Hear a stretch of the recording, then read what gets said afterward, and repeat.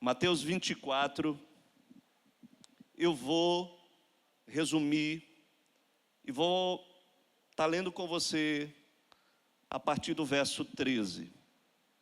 Mateus 24, a partir do verso 13. Venha comigo. Você vai poder ler depois, mais uma vez.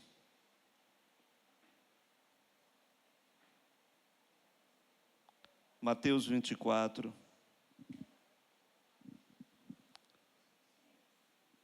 Vamos ler a partir do verso 12.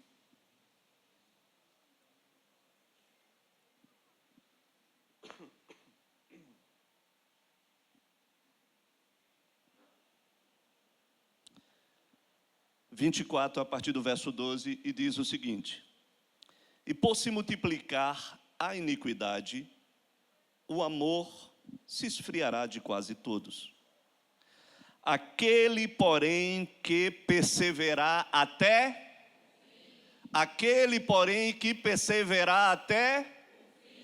esse será. Então você tem que perseverar até. Diga para a pessoa que do seu lado: persevera, crente. Você vai ter que perseverar. Há uma necessidade de você perseverar. E essa partida já começou. Essa urgência já começou. E o verso 14, ele diz: E será pregado este evangelho da conquista, da prosperidade, da felicidade. O evangelho do reino. Guarda isso. O evangelho do reino. Por todo o mundo. Para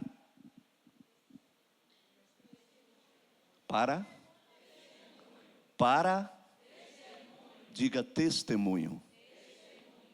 Guarda isso também. Para testemunho a todas as nações. Então virá o fim. É claro que esse capítulo fala de muitas coisas. Guerras, rumores de guerras. Fala como nós iremos ser odiados, como nós iremos ser perseguidos. A gente vai falar um pouco sobre isso. Mas o final dessa linha, ela declara que este evangelho do reino, ele será pregado por todo mundo, para testemunho a todas as nações. Então, virá o fim. Naquilo que concerne aos princípios das dores, que esse capítulo de Mateus 24, ele fala sobre isso, ao princípio das dores, e a preparação para os últimos dias, que já começaram, sim ou não, irmãos? Já começaram. Se você está atento a todas as informações e a tudo que está acontecendo, nós já entramos, queridos. Nós já estamos, a parturiente já começou a sentir as suas primeiras dores. As primeiras contrações da parturiente. Isso fala sobre princípio das dores. E nós precisamos entender isso, porque tudo o que está acontecendo e tudo o que já vem acontecendo já tem sido um grande laboratório para aquilo que há de vir. A pandemia que nós vivemos agora, nos últimos anos, foi um grande laboratório para o que vai vir. E já tem sido anunciado muitas coisas. A varíola do macaco está vindo por aí. E todo mundo está cantando que talvez isso seja a nova pandemia. mais um experimento. Então, há uma conjuntura que está se fechando, há peças que estão se juntando desse grande quebra-cabeça. E a única coisa que a gente não vai poder deixar de admitir é que tudo já foi anunciado. Ei, tudo já foi anunciado. Tudo já foi anunciado. Nós não poderemos dizer, fui pego de surpresa. Eu não sabia. Eu não tinha ideia. Olha, querido, está tudo já anunciado.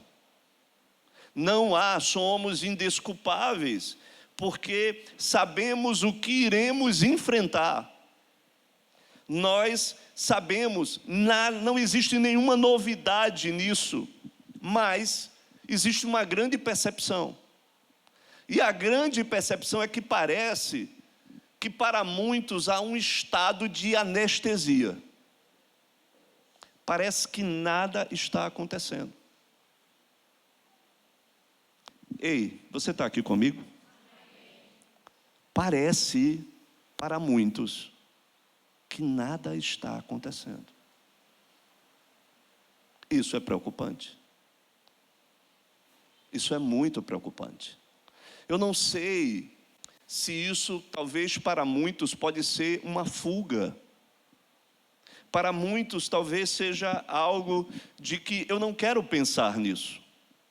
Eu não quero colocar o meu foco nisso. Eu quero me abstrair dessas coisas e quero viver a minha vida e deixa Zeca Pagodinho ser profeta da minha vida, deixa a minha vida me levar, vida leva eu. Né? Mas eu creio que você não tem Zeca Pagodinho como profeta na sua vida. Amém ou não amém? Então, queridos, nós precisamos nos preparar. Nós precisamos ter esse entendimento. Eu não estou falando de nós criarmos um clima de desespero, não. Porque tudo isso que está e que vai acontecer anuncia o dia da nossa redenção. Anuncia o glorioso dia que nós iremos nos encontrar com o nosso amado. A grande festa se aproxima. E nós iremos culminar nessa grande festa. Então, glória a Deus por isso. Mas nós precisamos estar prontos. Diga, eu preciso estar pronto. Pergunte aí para a pessoa toda, você está pronto? Essa é uma pergunta difícil. Não é uma pergunta descomprometida. Será que você está pronto? Ei, você está pronta? Você está pronto? Precisamos estar capacitados para isso. O verso 9 do capítulo 24 fala algo que talvez ninguém esteja falando sobre isso, mas eu vou falar. Eu preciso falar sobre isso. E você precisa estar completamente convicto disso. E que isso não é um segredo, não é uma novidade, mas é uma realidade. Mateus 24, verso 9. Nós começamos com 13, a gente vai voltar um pouquinho. 24, 9. Diz o seguinte: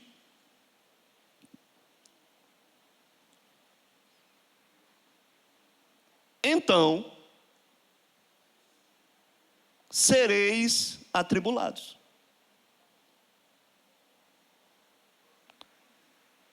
E vos matarão. Ei, pastor, vamos falar sobre outra coisa? Pastor, vamos falar aqui da bênção? Pastor, vamos falar aqui da campanha da bênção que a gente tem para fazer na próxima semana? Vamos falar aqui, pastor, sobre o evangelho da prosperidade, da conquista? Irmãos, deixa eu falar, e eu creio em tudo isso. Amém? Eu creio em tudo isso, porque tudo isso está na Bíblia. Mas eu estou lendo alguma coisa que não está na Bíblia? Eu estou lendo o que está na Bíblia, sim ou não? Sim ou não? Então, queridos, eu não estou falando nada que não esteja na Bíblia. E você sabe o que eu acho mais extraordinário do Evangelho? É que nada ficou escondido. Ei, você está me entendendo? Então, esse texto diz, ele diz, e vocês serão atribulados, e vos matarão, sereis odiados. Sereis odiados? Então não adianta querer se mudar para lugar nenhum, não. Não, mas porque eu vou para Portugal. É todas as nações. Não, eu vou para os Estados Unidos e vou para o Canadá. É todas as nações. Você está entendendo? Ei, você está compreendendo isso? E sereis odiados de todas as nações. Por causa de quem? Por causa do meu nome. Do nome dele. Se você confessa o seu nome, você é odiado. Você será odiado. Nesse tempo, muitos hão de se escandalizar, trair e odiar uns aos outros.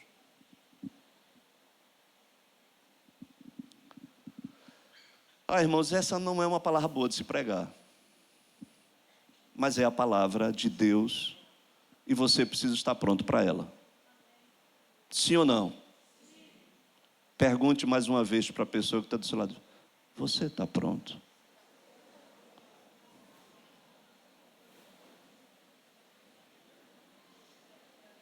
Será que nós estamos preparados para sermos atribulados? Talvez sim. Talvez já tenhamos passado por algumas tribulações. Mas será que você está pronto para ser perseguido e saber que tem pessoas que vão querer nos matar? Nós vimos alguns episódios recentemente em Israel de um grupo terrorista que eles são preparados para matar judeus.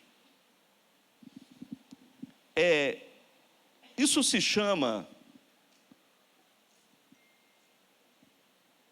um conceito, um entendimento, e se chama isso de jihad islâmica. A jihad islâmica é um entendimento que eles têm e que eles creem que eles estão cumprindo a vontade de Alá. A vontade de Alá é de exterminar os infiéis. Eles são anti-sionistas. Eles são anti o povo de Israel. E eles acham que eliminando, matando, de todas as formas atrozes que você imaginar, eles estão fazendo a vontade de Alá. As crianças, elas crescem sendo doutrinadas a odiar o judeu. Você está entendendo? Isso já vem acontecendo ao longo da história. Ao longo da história, o povo judeu tem sido esse povo odiado, massacrado, exterminado, perseguido. Então, essa situação das pessoas odiarem é uma coisa histórica. E o povo que defende Israel e que tem nas suas origens os fundamentos judaicos, somos nós. Sim ou não? Somos o próximo degrau para isso. Então não se iluda que com o crescimento do mundo islâmico, isso se estenderá para o cristianismo. É um quadro que está se fechando nesse sentido. Então, a pergunta é: estamos preparados para isso? Será que nós estamos prontos para que, em chegando o momento de que talvez nós tenhamos, porque odiados nós seremos, nós já estamos sendo odiados. Perseguidos nós seremos, traídos também nós seremos, mas isso pode culminar na nossa morte. E a saber, será que eu estou pronto para isso? E no meio disso tudo existe um grande desafio, que é um desafio que já foi anunciado. É que no meio disso tudo existe o grande desafio de eu amar aquele que me persegue. Ei, você está entendendo? Ei, você está compreendendo? De amar aquele que quer o meu mal. Aquele que se considera meu inimigo. E a palavra, ela declara, que a gente já acabou de ler, que este evangelho do reino precisará ser pregado em todas as nações. Esse é o evangelho do reino. O evangelho do reino é aquele que tira você da zona de conforto e que faz você, de fato, viver essa realidade de amar e de exercer misericórdia e graça e pregar para aquele que quer o seu mal, para aquele que quer te explodir, para aquele que te odeia, para aquele que quer ver o seu fim. Esse será o nosso maior desafio para os últimos dias. E você está me entendendo? Porque os últimos dias nos levarão, de fato, a podermos vivenciar o evangelho do reino. E você está aqui comigo? E você está me entendendo? Os últimos dias nos levarão a viver o evangelho do reino. Mateus 24, 17, ele fala sobre esse estado de anestesia. E esse estado de anestesia, ele já teve também um ciclo parecido com esse, e ele fala sobre os dias de Noé. E o 24, 17 diz: pois assim como foi nos dias de Noé, também será a vinda do Filho do Homem. Porquanto, assim como nos dias anteriores ao dilúvio, as pessoas elas comiam e bebiam, casavam e davam-se em casamento até o dia em que Noé entrou na arca, e não perceberam, senão quando veio o dilúvio e os levou a todos. Assim será também a vinda do Filho do Homem. Ei, você está entendendo o que ele está dizendo? É que aquela mesma realidade que Noé falou e que eu estou falando aqui. Tem muita gente aqui que não quer dar os seus ouvidos para isso que eu estou falando. Era semelhante o que Noé passava, porque Noé dizia: olha, vocês precisam se arrepender. Vocês precisam se arrepender. E vocês precisam vir e entrar na arca, porque tudo vai ser destruído. E eles não acreditavam nisso. E parece que esse estado de letargia, esse estado simplesmente de indiferença, ele também paira sobre esse tempo. Porque parece que isso não é uma realidade. E as pessoas, elas permaneciam vivendo o sistema hedonista.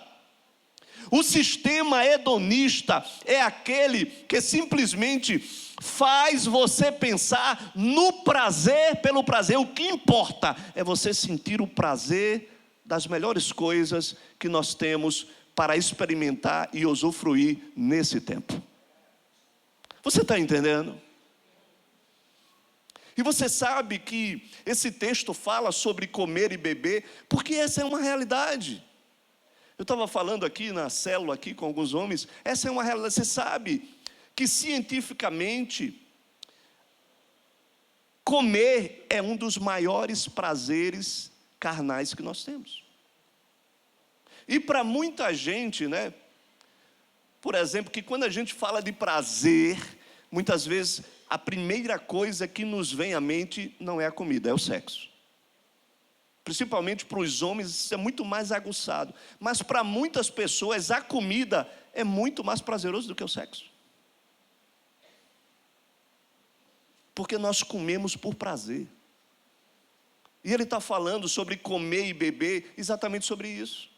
Que nós estamos interessados em saciar o nosso prazer. E ele fala, as pessoas estão desejando apenas isso, e por isso falavam de se casar e se dar em casamento, porque é um outro tipo de prazer. Mas cadê a geração dos eunucos que não vão querer casar e vão... Eita, teve gente que levantou a mão ali, viu? Eita glória, que não vai, e que vai consagrar o Senhor. Isso é a coisa que para o jovem não passa pela cabeça.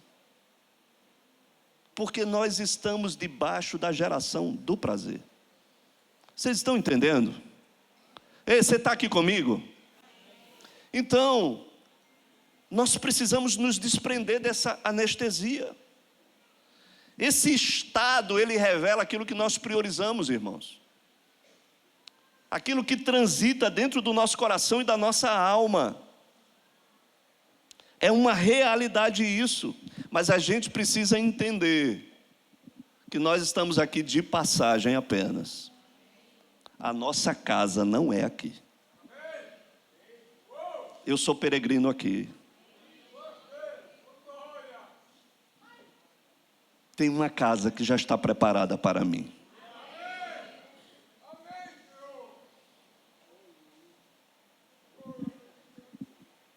Precisamos, queridos, nesses dias, dedicar a nossa vida para sermos testemunhas. Ei, olha aqui para mim. Isso aqui é o ponto-chave dessa mensagem. Precisamos dedicar a nossa vida para ser um testemunho para todas as nações do Evangelho do Reino, do Evangelho da cruz, do Evangelho da cruz, daquele que, se for preciso for, eu entregarei a minha vida por esse Evangelho. Ei, olhe para mim, falar de testemunha. Deixa eu lhe dizer uma coisa para você entender o que é ser testemunha. Quando a gente fala de testemunha, eu participei de muita audiência nas varas trabalhistas. E geralmente era chamado testemunhas. Para que serve uma testemunha? Para quê? Exatamente isso. Uma testemunha só tem valor para ela declarar o que ela viu e ouviu. Você está entendendo isso? Ei, deixa eu te falar uma coisa. Ser testemunha não se trata daquilo que você aprendeu. Se trata daquilo que você viu e ouviu. É isso o que é ser testemunha. Se trata de você testemunhar o que você viu e o que você ouviu. Olha aqui para mim. Precisamos levantar uma geração que viu e ouviu. Não é apenas uma geração que aprendeu alguma teoria, mas é uma geração que vai poder dizer: eu vi e eu ouvi. E isso ninguém pode tirar de mim. Ninguém pode arrancar o que eu vi e o que eu ouvi. Ninguém pode arrancar isso da minha vida, ninguém pode tirar isso das minhas convicções, porque eu experimentei, eu vivenciei, eu presenciei, ninguém pode tirar isso de mim.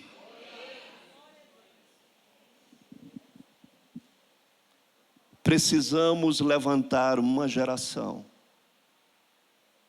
que vê e que ouve. Uma geração de testemunhas. Deixa eu lhe falar uma coisa. Por que os apóstolos,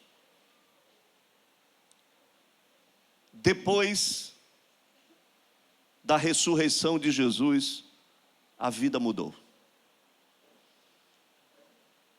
A vida dos apóstolos foram outras. E a partir daquele ponto, não se tinha mais medo. Não se tinha mais medo. Sabe por quê?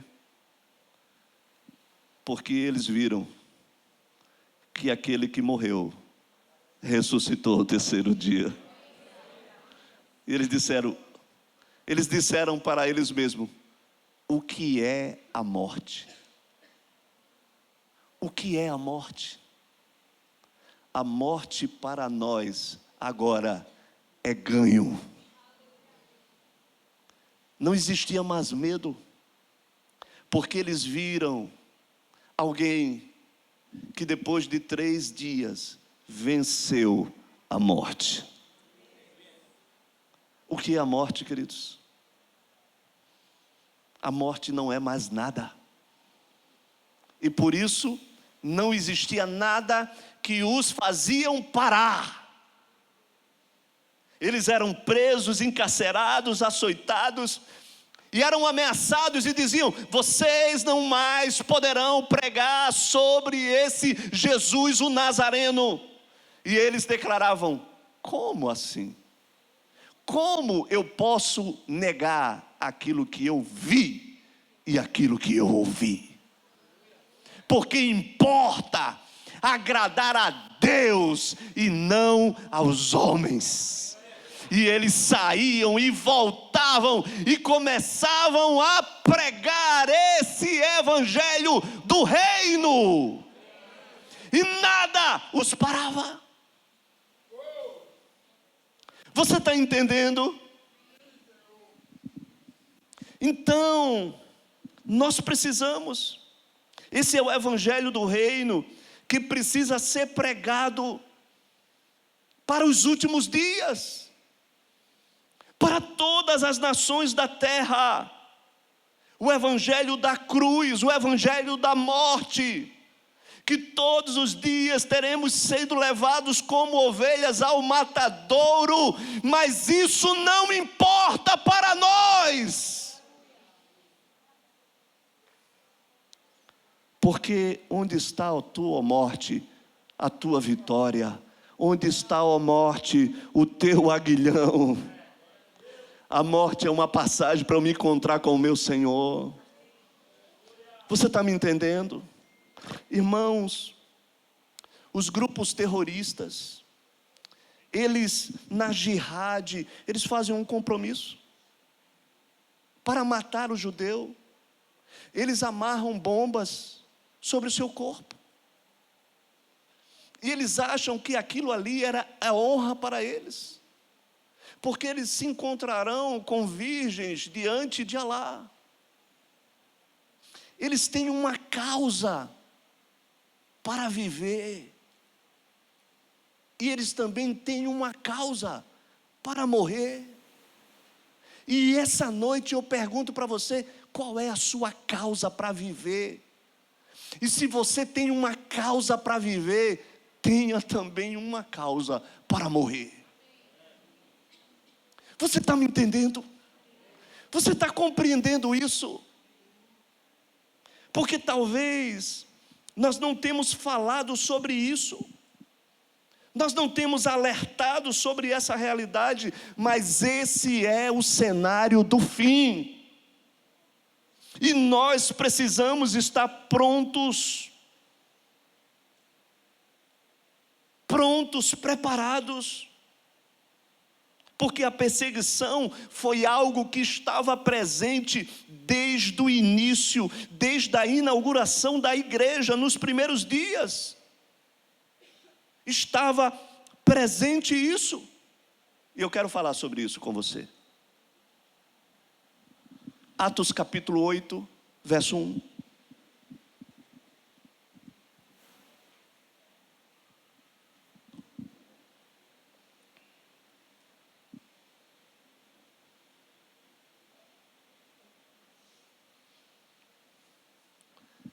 Que contexto era esse? Esse contexto de Atos 8, capítulo 1, fala que o que antecedeu a essa passagem fala sobre a morte de Estevão, o primeiro mártir da história. Ele foi o primeiro mártir da história, aquele ao qual, diante da sua visão, o Senhor se levanta do seu trono e se põe de pé para receber o primeiro mártir da história da igreja. Estevão. Aquele que diante da visão da glória, aquele que diante da sua palavra, os fariseus, os saduceus, os homens da lei não poderiam lhe sobrepor, porque diz que o seu rosto brilhava como o rosto de um anjo, e a sua palavra era uma palavra como quem tinha autoridade, e eles odiaram, eles inspiraram ódio sobre a vida de Estevão e sobre a sua palavra, e não conseguiram contrapor, e apedrejaram ali. A visão de Estevão foi a visão do trono, e antes dele adormecer, ele diz: Pai, perdoa, porque eles não sabem o que fazem. E esse texto ele fala que Saulo de Tarso consentia com a morte de Estevão. As vestes ficaram próximas a Saulo de Tarso. E o texto ele declara: Saulo consentia na sua morte. Saulo estava aprovando a morte de Estevão. Saulo estava celebrando sobre a morte de Estevão. E diz o texto: naquele dia levantou-se uma perseguição. É isso que diz? É isso que diz? É isso que diz? Naquele dia levantou-se, diga grande. Foi uma grande perseguição. A igreja acabou de ser inaugurada. Você já pensou? A gente fazendo uma festa da inauguração aqui, e de repente se estabelece uma grande perseguição.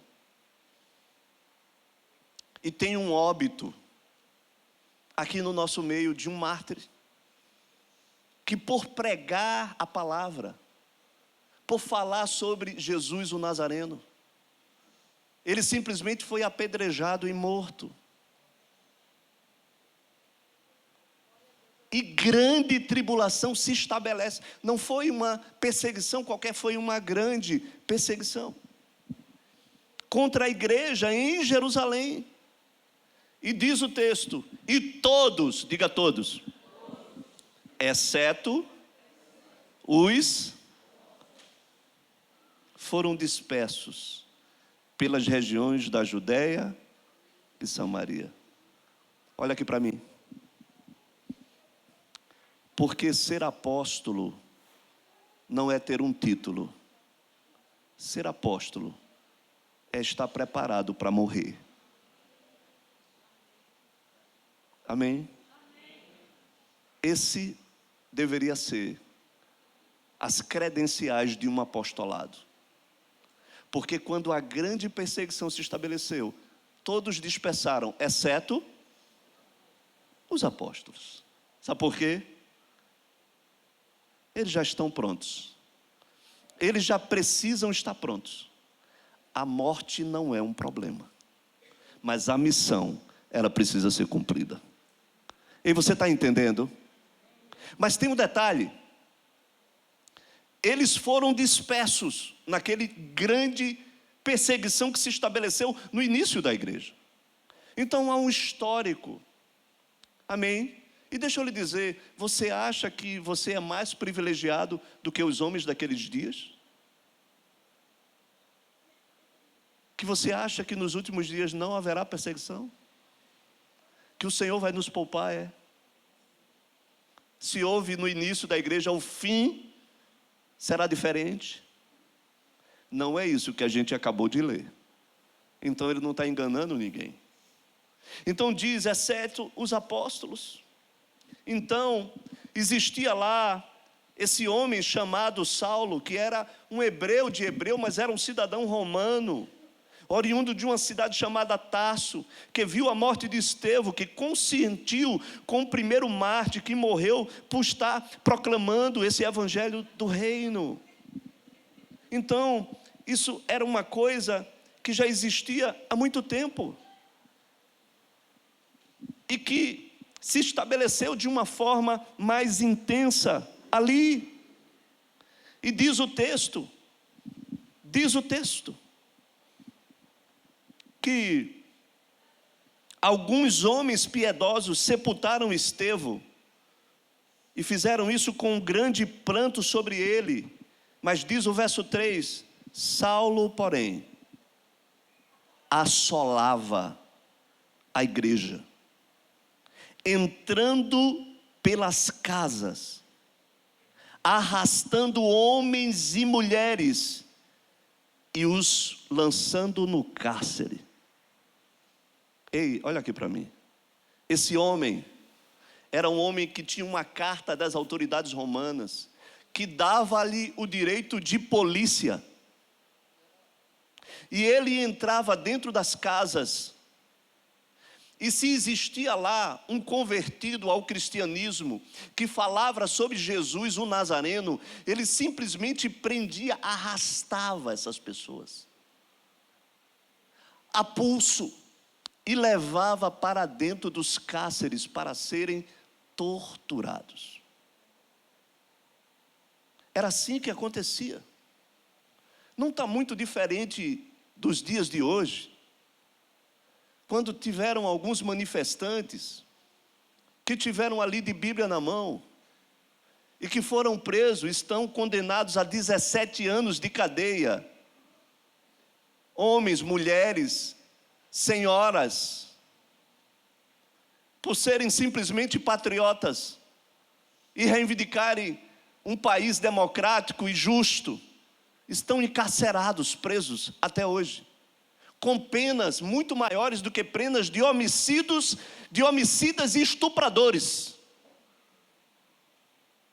Pessoas que já morreram dentro da cadeia, porque foram pedidos a soltura por terem problemas de saúde, e lhes foram negados e morreram dentro da cadeia.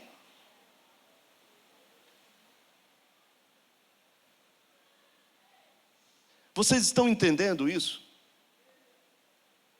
Então não está muito diferente, mas Saulo era este homem que arrastava homens e mulheres para prender. Você já imaginou isso?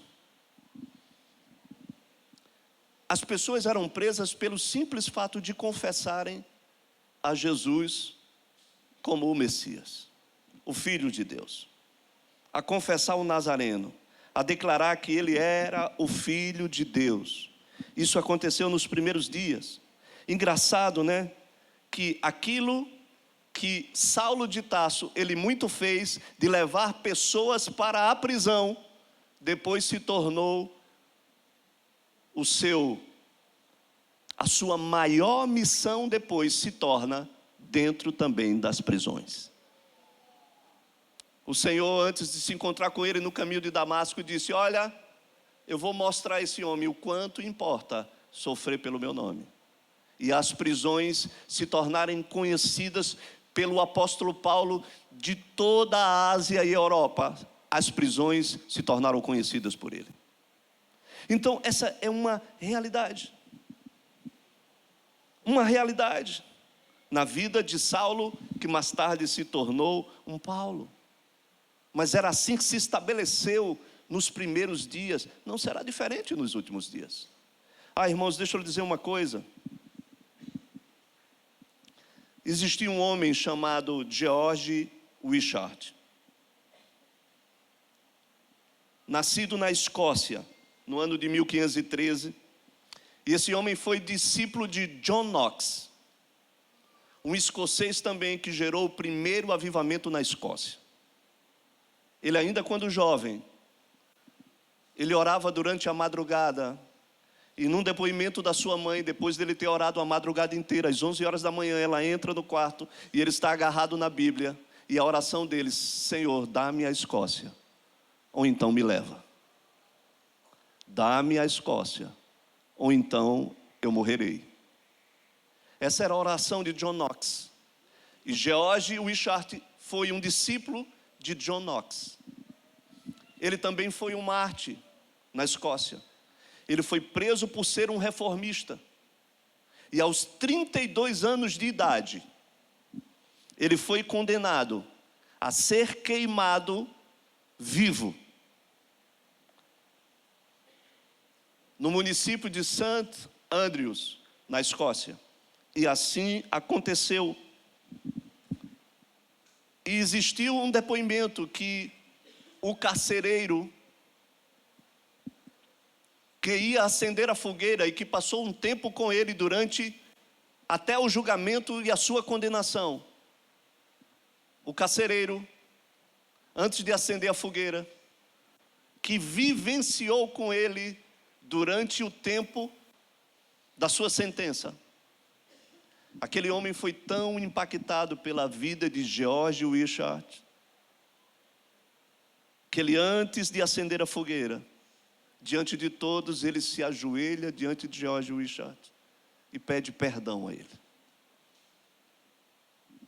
Paulo se transformou no homem das prisões e declara que uma igreja se levanta na casa de César. Paulo ganha muitos municípios de Roma através da pregação dele nas prisões. Eu ainda vou falar aqui sobre isso, sobre a igreja da casa de César. Foi isso que aconteceu na vida de George Wishart, que mesmo sendo preso, ele levantou um testemunho. Ei, olha aqui para mim, um testemunho. Mesmo nas prisões, ele levantou uma testemunha. Quem já leu aqui O Homem do Céu? Esse é um livro que você precisa colocar como meta na sua vida. Leia o livro Homem do Céu. O irmão Yun, que pregou dentro da maior perseguição da China comunista. Esse homem é um mártir contemporâneo, porque a história de vida desse homem é uma coisa mais impressionante que eu vi nos últimos dias. Você precisa ler e ver o testemunho que esse homem levantou dentro da China comunista. Então, queridos, o que nós estamos falando para cá é de gerar testemunhas para Deus. Você está entendendo? Daquilo que nós ouvimos e vemos, no poder do Evangelho do Reino. O verso 4 diz lá do livro de Atos dos Apóstolos, diz: entre mentes os que foram dispersos por toda parte pregavam a palavra de Deus. No meio da perseguição, eles foram dispersos para a Judéia, para a Samaria, mas aonde quer que eles passavam, eles continuavam pregando a palavra de Deus. Como nós iremos nos portar em um tempo de perseguição? Como nós iremos pregar este evangelho do reino? Porque a grande pergunta que eu preciso fazer para você hoje é que nós não temos a nós não temos pregado a palavra sem perseguição. Ei, nós não temos pregado a palavra e nós não temos tido perseguição. E eu e você nos encontramos numa zona de conforto tão grande, que nós não nos preocupamos com a pessoa que está do nosso lado, com o nosso vizinho, não nos preocupamos com familiares nossos, e nós não pregamos a palavra, mesmo tendo liberdade para falar desse Jesus, do ungido de Deus, do Filho de Deus, do Salvador que veio para a terra, daquele que veio perdoar os nossos pecados e mudar o curso da nossa história, e falar daquilo que Ele fez na nossa vida e daquilo que Ele continua fazendo. Nós não temos feito isso, mesmo sem pressão de perseguição. E a pergunta é: quando a perseguição virá, nós iremos fazer? Você está compreendendo isso? E Ele só voltará quando esse evangelho do reino for pregado por todo o mundo. Ou seja, somos nós que iremos retardar ou acelerar a vinda do Filho do Homem, porque isso só se dará quando o evangelho do reino for pregado em todas as nações. Você está me entendendo? Mas se nós não fazemos isso sem perseguição, nós iremos fazer quando formos perseguidos, quando formos odiados, traídos.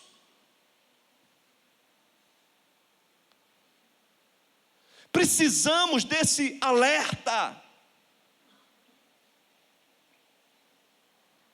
Precisamos desse alerta. Porque Romanos 14:7 diz o seguinte: escute essa palavra. Romanos 14:7 diz: porque nenhum de nós vive para si mesmo. E você está entendendo? Como é que você tem vivido? Só para você mesmo? Só para o seu ventre? Só para o seu umbigo?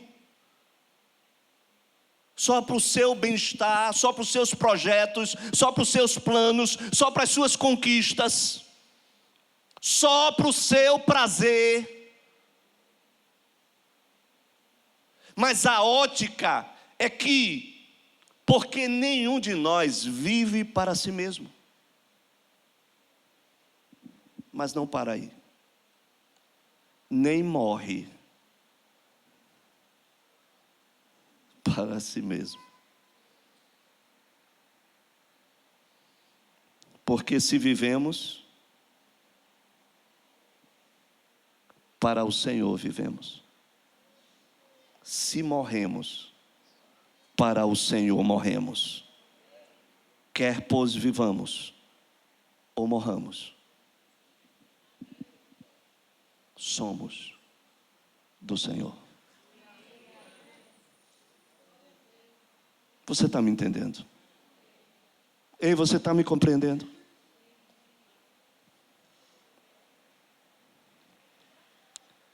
Mas o texto, ele declara que mesmo tendo estabelecido essa grande perseguição, o verso 5 que fala sobre Filipe, diz: Filipe, descendo à cidade de Samaria, anunciava-lhes a Cristo. A perseguição estava estabelecida. Os apóstolos ficaram em Jerusalém, outros foram para a Judéia, Samaria. Filipe foi para Samaria, e ele mesmo descendo a Samaria, ele continuava anunciando a Cristo. Ei, você está entendendo? Anunciar o Cristo, o ungido de Deus, o Salvador, o escolhido, aquele que veio para resgatar os pecadores. Ele é o Rei dos Reis, e Ele está voltando para estabelecer o seu reino sobre nós. Diz o texto: as multidões atendiam unânimes às coisas que Filipe dizia. Olha o que é que diz: ouvindo-as e vendo os sinais que ele operava. Você está entendendo? Eu não disse o texto, não foi? Eu não falei do texto aí para vocês, do livro de Atos dos Apóstolos. Atos 8, verso 6. Gente, olha aqui para mim, esse texto ele declara: as multidões atendiam unânimes as coisas que Filipe pregava, dizia. Eles ouviam e eles viam os sinais que ele operava. Filipe era um líder apostólico, era um servo, era um diácono sobre a mesa, era um evangelista cheio do Espírito Santo de Deus, e ele alcançava multidões com a sua palavra, e as pessoas ouviam a sua palavra, mas também viam os sinais que ele operava. Olha, queridos, nós precisamos gerar testemunhas que ouvem e veem. Você está me ouvindo? E a pergunta é que se precisa se levantar hoje, hoje, pais e mães, o que é que os seus filhos têm ouvido e o que é que eles têm visto? Porque se você quer que eles sejam as testemunhas de amanhã, o que é que eles têm ouvido e o que é que eles têm visto a partir do teu testemunho? Porque nós precisamos gerar testemunhas. Precisamos ser testemunhas, mas precisamos também gerar, porque amanhã eles vão declarar o que foi que eles viram dentro da sua casa, a partir do testemunho dos seus pais, o que foi que eles viram e o que foi que eles ouviram.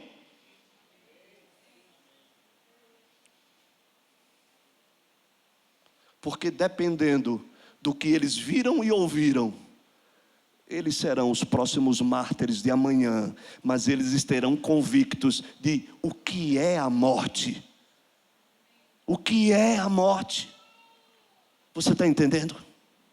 Você está compreendendo isso?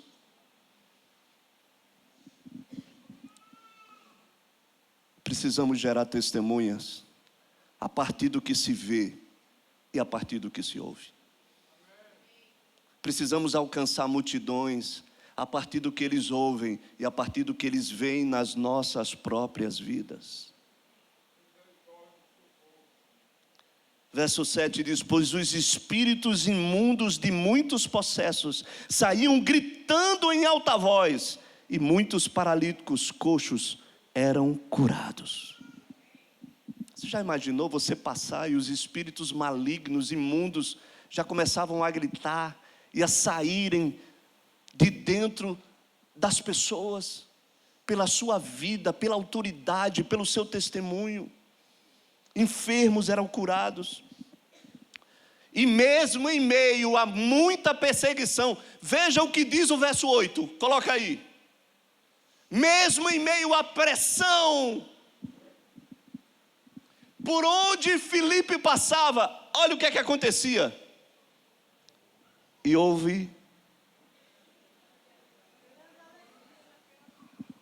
grande alegria naquela cidade. A visão do reino é, muitas vezes, entristecidos, mas alegrando a muitos. Nada tendo, mas possuindo tudo. Sendo pobre, mas enriquecendo a muitos. Debaixo de uma perseguição ferrenha, onde existia a ameaça da própria morte, mas por onde quer que ele passava, trazia alegria. Alegria pelos sinais, prodígios e maravilhas que eram estabelecidos a partir da sua vida. Ah, irmãos, como nós precisamos do Espírito Santo nesses dias. Se tem uma coisa que nós mais precisamos, irmãos, se tem uma coisa que eu mais oro, eu confesso a você, a minha ambição, a ambição da minha vida, é o Espírito Santo sobre a minha vida. Essa é minha maior ambição. Eu não tenho outra ambição. Eu não quero ter outra ambição. Não tenho mais nenhuma outra ambição que se sobreponha a essa. Eu preciso do Espírito Santo de Deus sobre a minha vida, para viver o que Deus quer que nós vivamos nos últimos dias. Ah, irmãos, Paulo fala para Timóteo, um evangelista, e ele diz, em 2 Timóteo 4, verso 2, ele encoraja Timóteo, e ele diz o seguinte: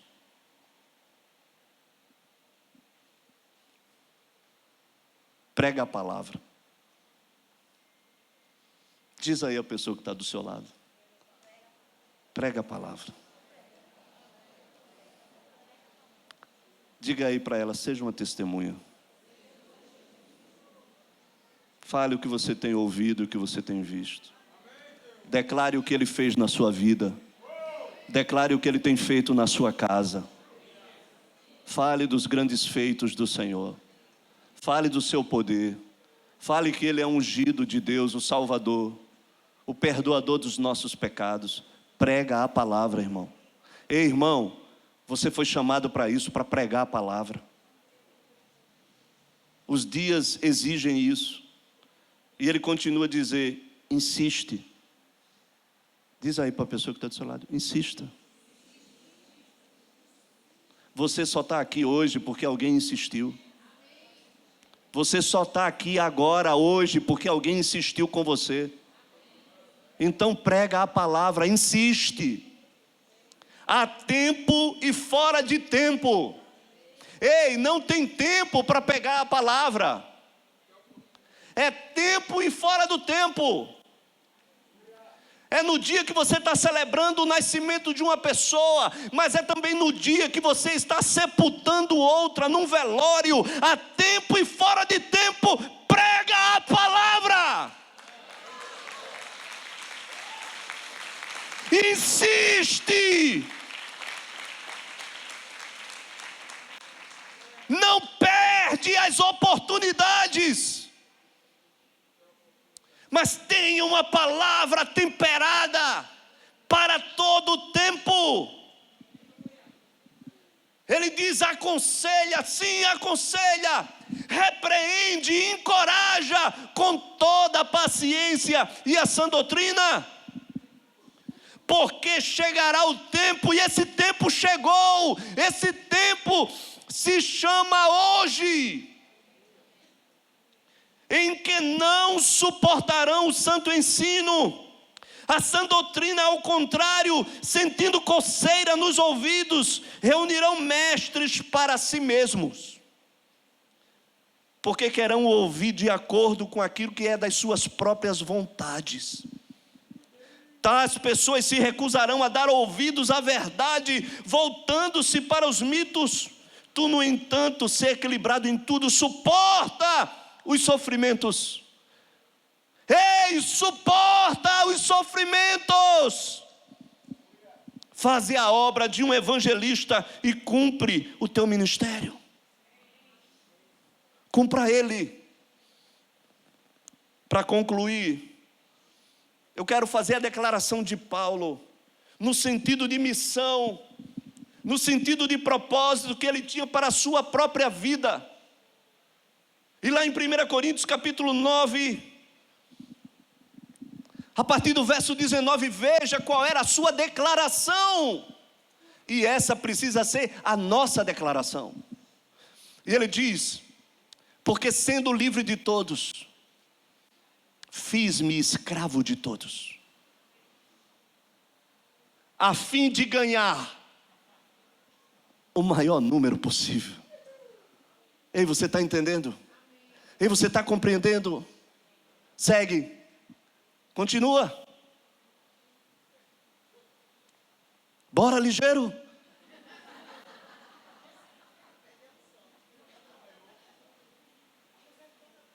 Vamos lá.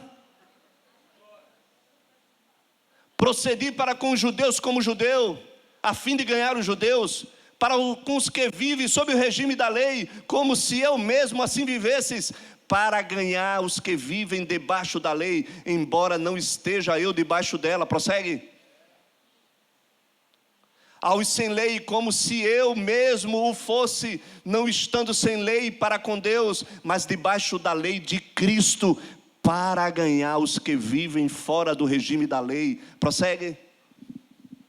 Fiz-me de fraco para com os fracos, com o fim de ganhar os fracos. Fiz-me de tudo. Fiz-me de tudo.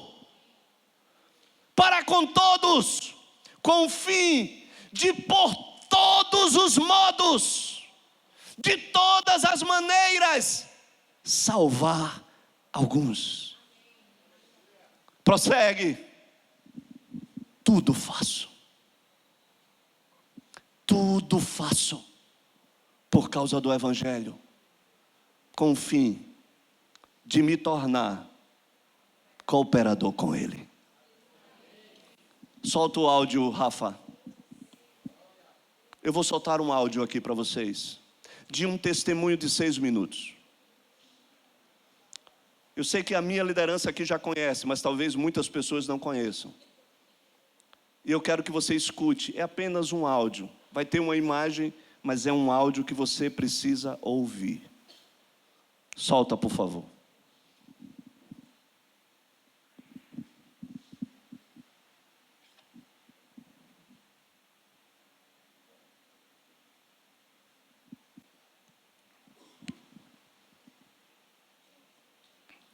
Pode apagar essa luz aqui da frente.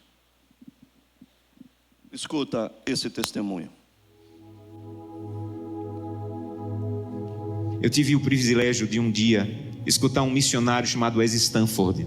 Ele passou uma parte da sua vida ajudando a igreja na Etiópia, que por 17 anos esteve sob o regime comunista. As igrejas foram lacradas, pastores foram presos, muitos foram mortos. E esse missionário saía da América do Norte e ia para a Etiópia tentar ajudar os irmãos que se reuniam escondidos nas catatumbas, nas florestas. E um dia ele foi na cidade de Sodo, uma cidade no sul da Etiópia, e conheceu um pastor chamado Tadessa Assai. Um homem de Deus que tinha uma especialidade. A especialidade do pastor Tadessa era pregar nos funerais. Onde tinha um funeral, o pastor ia. Então, quando a polícia sabia onde tinha funeral, ia lá porque o pastor estava pregando, pegava o pastor, prendia o pastor, espancava o pastor, soltava o pastor e ele voltava a pregar. E um dia a polícia ficou com tanta raiva que disse assim: nós não vamos mais soltar o pastor Tadessa, ele vai ficar preso agora. E ele pensou: já que eu vou ficar preso, vou pregar na prisão. E levou 22 a Jesus Cristo dentro da prisão. E a polícia disse: não vamos mais soltar o pastor Tadessa, nem vamos mais deixar ele preso, nós vamos matar o pastor Tadessa eletrocutado, para servir de testemunho para que ninguém mais queira seguir Jesus. E anunciaram na cidade: amanhã, às 9 horas da manhã, o pastor Tadessa vai morrer eletrocutado. Mas eles não tinham cadeira elétrica. E eles chamaram as pessoas para o centro da cidade, para a praça da cidade, pegaram os fios desencapados, amarraram o pastor Tadessa, uma multidão veio assistir, deram 1 minuto para o pastor Tadessa orar, começaram um discurso contra o cristianismo, puxaram a chave para a corrente elétrica passar e matar o pastor. Houve uma explosão, fumaça e faísca para todo lado, a corrente elétrica não chegou e o pastor não morreu. Desamarraram o pastor e disseram: vão para casa, um eletricista vai consertar a gambiarra e amanhã nessa mesma hora o pastor Tadessa morre. E o pastor Tadessa pensou: já que eu vou morrer amanhã, vou passar a noite em oração. E voltou para a cadeia e passou a noite em oração. No outro dia, a mesma coisa. A multidão veio, amarraram o pastor Tadessa, alguém havia passado o dia tentando consertar, puxaram a chave, explosão de novo, fumaça e faísca, a corrente elétrica não chegou. E a multidão começou a apertar tanto, fazer tanto barulho, que a polícia ficou temerosa, desamarrou o pastor e disse assim: vai embora daqui. E esse missionário estava lá e disse que acompanhou o pastor Tadessa e disse assim: pastor Tadessa, o que é que o senhor vai fazer? Um homem que passou 2 vezes pela morte, o que é que o senhor vai fazer? E ele disse assim: tem um funeral e eu soube que tem um funeral, eu vou lá pregar. E ele disse assim: pastor Tadessa, eu represento milhares de cristãos na América e nós estamos orando muito por vocês. E disse que o pastor Tadessa se virou, ficou com o rosto sério e disse assim: vocês na América estão orando por nós, aqui na Etiópia? Então volte para a América e diga que nós é que estamos orando por vocês. E ele falou: mas por que vocês estão orando por nós se vocês é que estão sendo perseguidos, pastor? E ele falou: irmão, ninguém na Etiópia acorda sem pensar. Nenhum cristão na Etiópia acorda sem pensar: hoje pode ser meu último dia de vida. Pode ser que hoje seja descoberto e seja preso e morto. Então, como nós não sabemos se esse é o último dia de vida, todo cristão na Etiópia passa o dia em oração. Não importa o que nós façamos durante o dia, passamos o dia em oração. Mas eu soube que as coisas vão muito bem na América e que tem cristão na América que consegue passar o dia inteiro sem orar. É verdade que tem cristão na América que consegue passar o dia inteiro sem orar? E ele disse assim: é verdade. Ele falou: você sabe que é proibido se reunir, mas nós precisamos tanto do corpo de Cristo que, mesmo sendo proibido, nós nos encontramos escondidos à noite, no escuro, na floresta, nos cemitérios, porque nós precisamos do corpo de Cristo. Mas eu soube que vocês têm igreja na América em todas as esquinas, e vocês podem entrar na igreja a hora que quiserem, que a polícia não vai entrar para espancar vocês. Mas eu soube que na América, no dia de culto, tem cristãos que, ao invés de ir para a igreja, ficam em casa assistindo. É verdade que no dia de culto vocês podem ir a hora que quiserem e vocês não vão, vocês ficam assistindo. É verdade que isso acontece na América, irmão? Ele disse assim: é verdade. E ele disse assim: missionário, a minha congregação tinha apenas uma Bíblia, e eu fiquei com medo de ser preso e minha Bíblia ser queimada. Então reuni minha congregação e, com lágrimas nos olhos, eu disse: irmão, eu não tenho como guardar a Bíblia, é o que nós temos de mais precioso. Se eu for preso, ela vai ser destruída. Então eu comecei a rasgar as páginas da Bíblia e comecei a dividir para cada pessoa. Era mais fácil guardar porções da Bíblia do que uma Bíblia inteira com uma pessoa só. E quando eu estou à noite pregando, no escuro, no meio do meu sermão, eu digo: eu preciso de Isaías 53, e alguém lá do escuro começa a recitar do fundo do coração aquela página que ele levou rasgada para casa e decorou. Mas eu soube que na América vocês podem ter 8, 10 Bíblias em casa, e eu soube que tem cristãos na América que, apesar de terem 8, 10 Bíblias em casa, passam uma semana sem ler a Bíblia. É verdade? E ele disse assim: é verdade, nós é que precisamos de oração. Meus irmãos, urgentemente precisamos de oração, porque cantamos: breve Jesus voltará. Levantamos a mão no apelo dizendo assim: eu quero voltar para o céu para ser dono de tudo. Mas ainda não estamos indo a Jesus de maneira séria, para que Ele arranque o egoísmo do nosso coração e que nós possamos entrar na porta do céu e nós não vejamos a rua de ouro, nem a parede de pedra preciosa, mas nós possamos olhar para o rosto maravilhoso de Jesus, aquilo que nós aprendemos a olhar nessa terra. Eu tenho um sonho, o sonho da minha vida: entrar na porta do céu, segurando a mão de Gleice, minha esposa, e Glenda e Samuel, os meus filhos. Eu quero chegar em frente a Jesus. Eu quero dizer: Jesus, cheguei com minha família. Essa aqui é Glenda, Samuel e Gleice. E eu espero que Jesus diga mais ou menos assim: Josanã, eu já conheci a sua família, porque todo dia você ia à presença. A minha presença me apresentava, só faltava conhecer pessoalmente, mas eu já conheço a tua família. Sejam bem-vindos agora. Um prazer conhecê-los pessoalmente. Eu não quero ser pastor dessa igreja. Eu quero ir para o céu, e isso é mais profundo. Eu não quero abrir o inário e dizer assim: breve Jesus voltará. Eu quero estar lá. Isso é mais profundo. Por isso eu preciso fazer com que o que eu como, o que eu vejo, o que eu acesso, o que eu ouço, a maneira como eu uso o meu dinheiro esteja de acordo com a vontade de Deus, porque os que serão salvos não amam a própria vida. Que Deus te abençoe de maneira profunda, para que o primeiro fruto da fidelidade, a transformação do teu caráter, esteja de maneira real acontecendo em tua vida.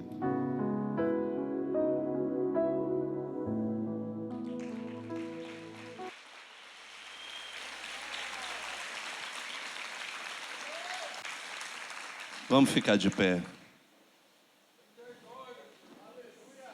De fato, somos nós que precisamos de oração. De fato, nós temos liberdade, nós temos Bíblias, nós temos igrejas, mas nós não temos corações rendidos. Não temos corações entregues. Não temos sede e fome. E é isso que nós precisamos, irmãos, para que possamos estar prontos para os dias que virão. Precisamos gerar testemunhas, não pessoas que aprenderam alguma coisa apenas, mas pessoas que viram e ouviram. Essas são as testemunhas que poderão lá na frente dizer: eu vi, eu ouvi, eu vivi, eu presenciei.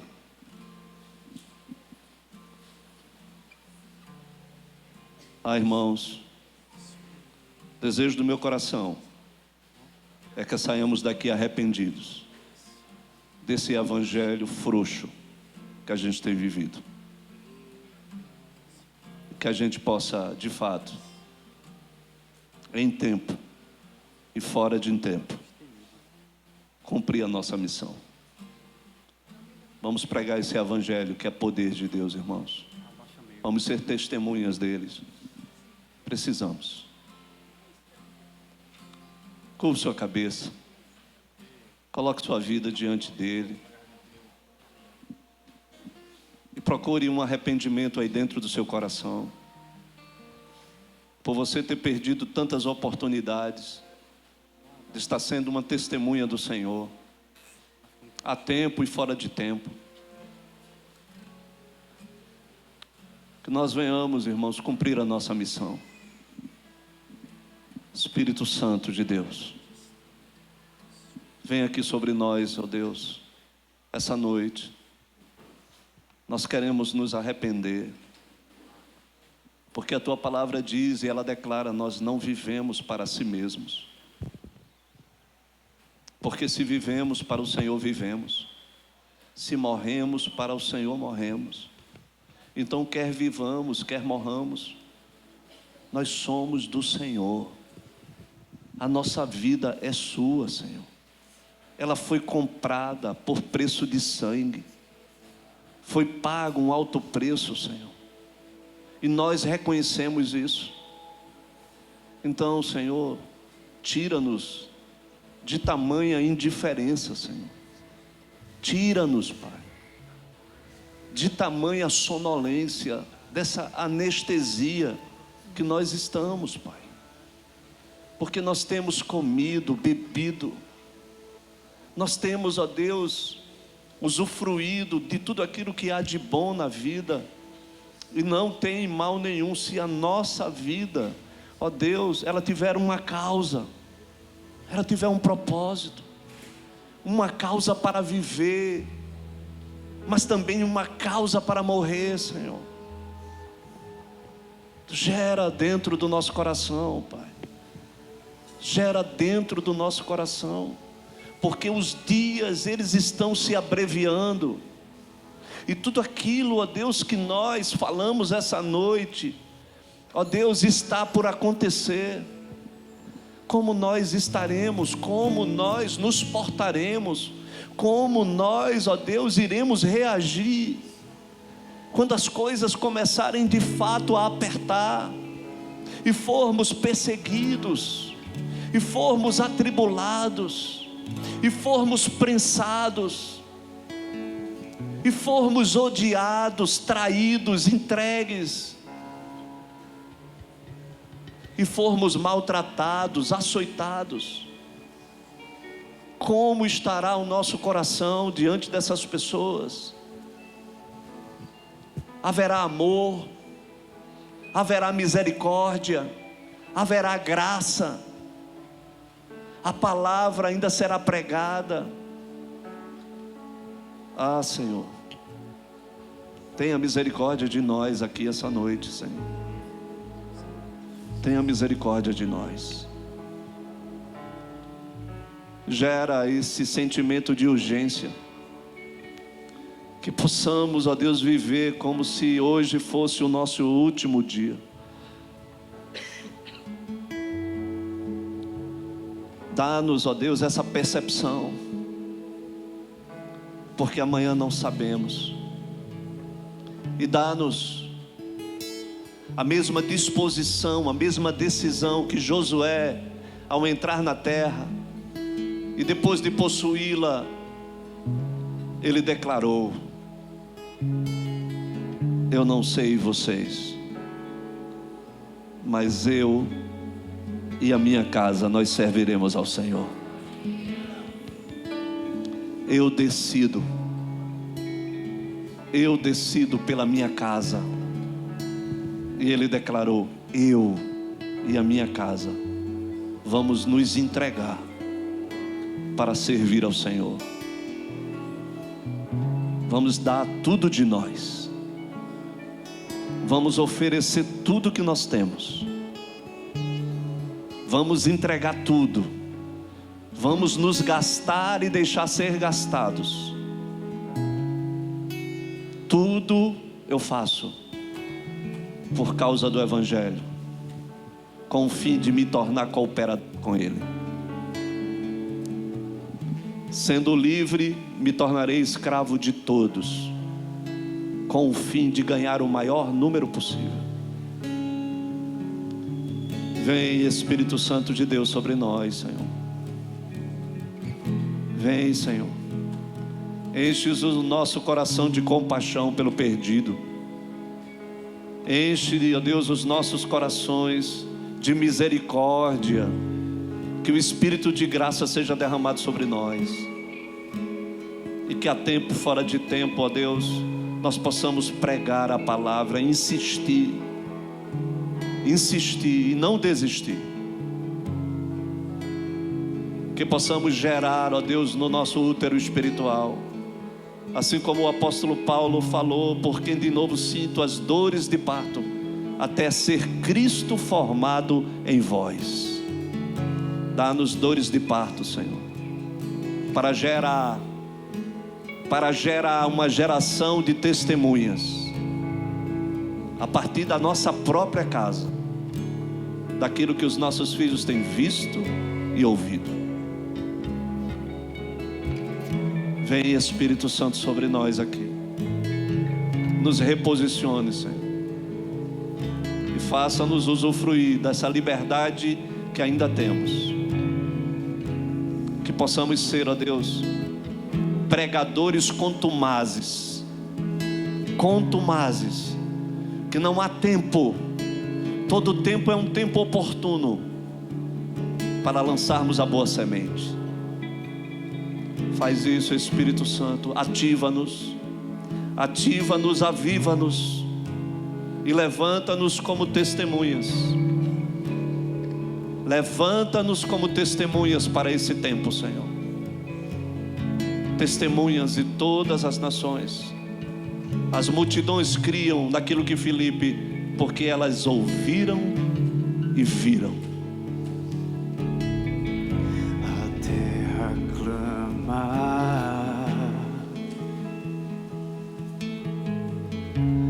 onde estão os filhos? A criação geme pela nossa manifestação.